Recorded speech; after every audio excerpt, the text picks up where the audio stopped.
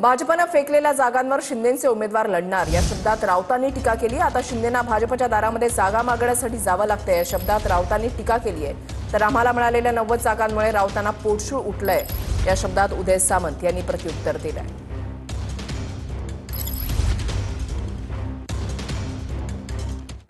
काय पाळी आली आहे की स्वतःला शिवसेना म्हणजे अमित शहाची शिवसेना म्हणून घेणाऱ्यांना भारतीय जनता पक्षाच्या दारात जागा मागायला उभं राहावं लागतं आणि त्यांनी दिलेल्या फेकलेल्या जागांवर यांना निवडणूक लढवायची आहे। जे स्वतःला शिवसेना वगैरे म्हणून घेतात ते युती व्हावी म्हणून त्यांचे मालक अमित शहांच्या दारात गेले। एकनाथ शिंदेंसारखे लोक लाचार मराठी माणसाचं दर्शन घडवत आहेत, हे मराठी माणसाचं दुर्दैव आहे। जे जागा वाटप झालं ते त्यांना चुकीचं वाटतंय, पण याच सगळ्यांनी पुढे सोडलेली होती की आपल्याला फक्त 52 जागा मिळणार आहेत। नंतर दुसऱ्या दिवशी जर आपण सामना वर्तमानपत्र वाचलं असेल तर त्याच्यामध्ये 61 जागा फायनल झाल्या अशा पद्धतीची बातमी आली।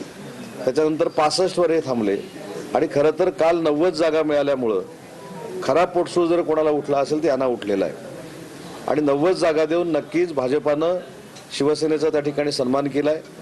भाजप आणि शिवसेना म्हणून आमचा स्ट्राईक रेट हा अतिशय चांगला राहील। 150 पेक्षा जास्त जागा मुंबई महानगरपालिकेमध्ये आम्ही जिंकू।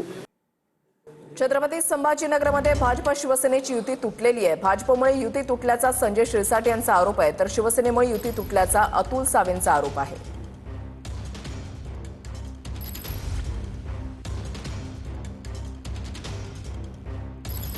झालं ते चुकीचं आणि भाजपच्या हट्टापायी झालं एवढं मात्र निश्चित आहे। त्यांचा हा अहंकार, दुसरं काहीच नाही।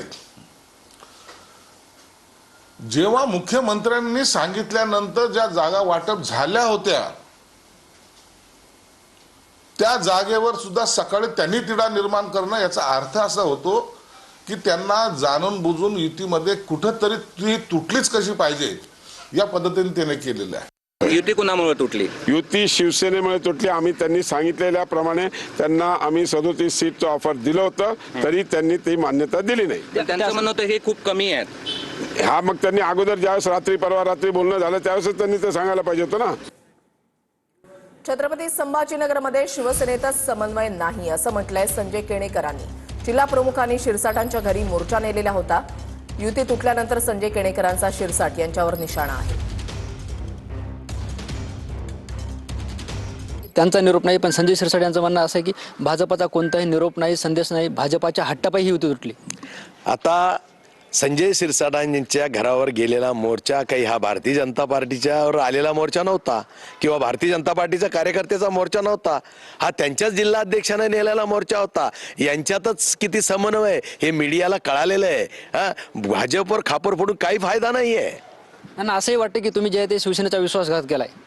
हे बघा, आम्ही कोणाचाच विश्वासघात केला नाहीये।